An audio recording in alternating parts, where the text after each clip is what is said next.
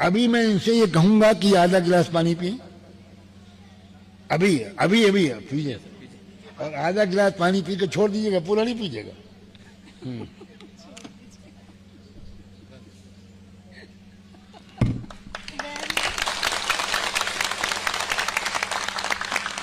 यह है तरीका संविधान सुरक्षा का।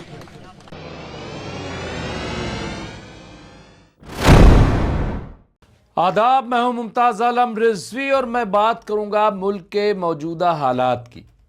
संविधान और आईन के खिलाफ जाते हुए हिंदू राष्ट्र बनाने निकले बाबा बागेश्वर धाम धीरेन्द्र शास्त्री को एक मौलाना की तरफ से बड़ा चैलेंज मिल गया है। धीरेन्द्र शास्त्री सबको साथ लेकर चलने की बात करते हैं, वो हिंदू एकता की बात करते हैं, लेकिन सामने डीएम आ गया। मैं किसी अधिकारी की बात नहीं कर रहा हूं, बल्कि डीएम का मतलब है दलित मुस्लिम। यह समीकरण ऐसा है कि अगर यह सही से बैठ जाए तो देश की सियासत का नक्शा ही बदल जाए। लेकिन सियासी पंडित इस खूबसूरती से चाल चलते हैं कि दलित और मुस्लिम बिखर जाते हैं। अब देखिए, एक 30 सेकंड का वीडियो है, लेकिन उसने पूरे मुल्क और सोशल मीडिया पे हलचल मचा दी है। All India Muslim personal law board के नेशनल जनरल सेक्रेटरी और मारूफ आलिम दीन मौलाना सज्जाद नोमानी ने एक तकरीब में जो मिसाल पेश की है, अब उसका जवाब नहीं मिल पा रहा है। पूरी सियासी पंडित लॉबी हैरान भी है और परेशान भी है कि इसका तोड़ क्या निकाला जाए। गोदी मीडिया तो उस वीडियो को छूने से भी डर रहा है।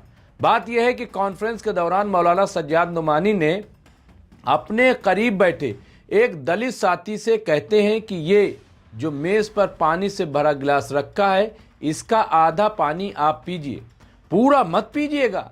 वो दलित शख्स आधा गिलास पानी पी लेता है। इसके बाद मौलाना सज्जाद नोमानी वो बचा हुआ आधा गिलास पानी खुद पी जाते हैं। आपको पता है कि वो दलित शख्स कौन है?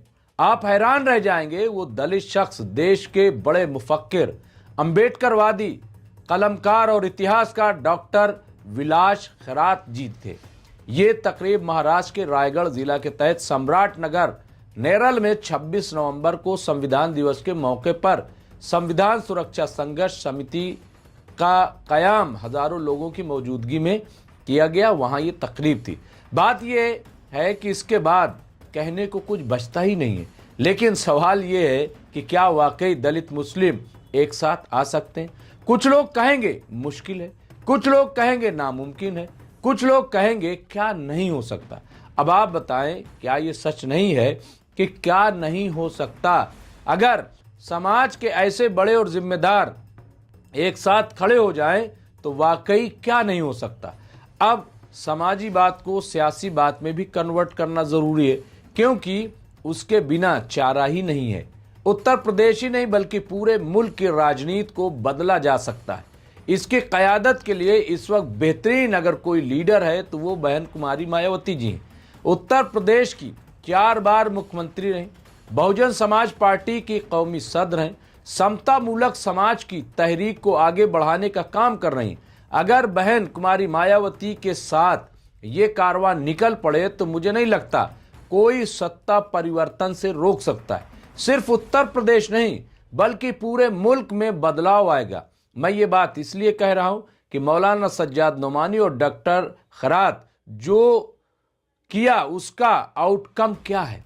इत्तेहाद अच्छी बात है, लेकिन उससे फायदा भी नजर आए। पहली बात तो यह है कि इस स्टोरी को ज्यादा से ज्यादा शेयर कीजिए और इस पैगाम को आम कीजिए, क्योंकि ऐसा पैगाम इंसानियत के हक में भी है। फिर इस किस्म में मुसलसल मिसाल कायम की जानी चाहिए, बहुत ज़रूरी है। जब तक ये नहीं होगा समाज में आपसी भाईचारा की बात करना बेमानी होगा। तो बहरहाल, मैं मुमताज़ आलम रिजवी और इस वक्त मैं समझता हूँ कि बहुत इम्पॉर्टेंट है, बहुत अहम है। आज जो हालात हैं, जिस तरह से आप देखिए कि सच्चर कमेटी की रिपोर्ट ने कहा कि मुल्क के मुसलमानों की हालत दलितों से भी बदतर है। यानी मुसलमान को इस बात का इल्म है कि वो समाजी एतबार से, तालीमी एतबार से, इक़्तिसादी एतबार से और सियासी एतबार से बिल्कुल वहीं पे पहुंच गया है कि जहां पे दलितों को रखा गया था। अब ये दोनों की हालत जब एक है, तो अगर ये 1-11 बन जाए तो मैं समझता हूं कि मुल्क के हालात बदल जाएंगे। और अगर देखा जाए तो जो मूवमेंट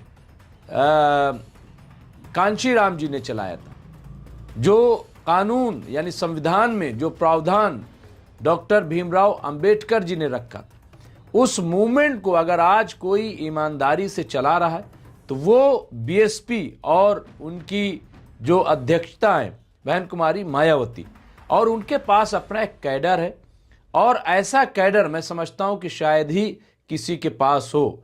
इसलिए बहुत ज़रूरी है कि एक पूरा कारवां और डीएम, जैसा कि मैंने कहा कि दलित और मुस्लिम, यही एक ऐसा समीकरण है।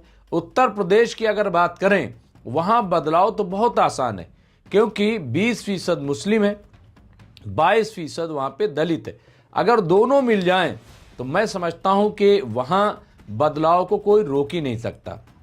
बहरहाल ये सियासी बात है, मैं इसलिए सियासी बात कर रहा हूँ क्योंकि जब तक सियासी बात नहीं होगी, जब तक दल नहीं तब तक बल नहीं, जब तक दल नहीं तब तक बल नहीं, और जब तक बल नहीं है किसी मसले का हल नहीं। इसलिए मसले का हल अगर है, ठीक है, भाईचारा हम दिखाएं, लेकिन भाईचारा दिखाने का आउटकम क्या है, नतीजा क्या है, उसका मकसद क्या है। समाज में एकता होनी चाहिए, ऊंच नीच नहीं होना चाहिए, छुआछूत नहीं होना चाहिए, बिल्कुल सही है। लेकिन ये जवाब कैसे दिया जाए, ये उन्हें बताया कैसे जाए कि जो इख्तिदार में बैठे हुए हैं। तो इसलिए मुझे लग रहा है कि ये जो समाजी कार्य है, ये जो एकता और भाईचारा, इसको परिवर्तन करना है सियासत में, सियासी ताकत में। जब तक दल नहीं तब तक बल नहीं, जब बल नहीं तो किसी समस्या क्या, किसी मसले का हल नहीं। बहुत बहुत शुक्रिया। देखते रहिए एमएमसी न्यूज़ इंडिया। मैं मुमताज़ आलम रिजवी।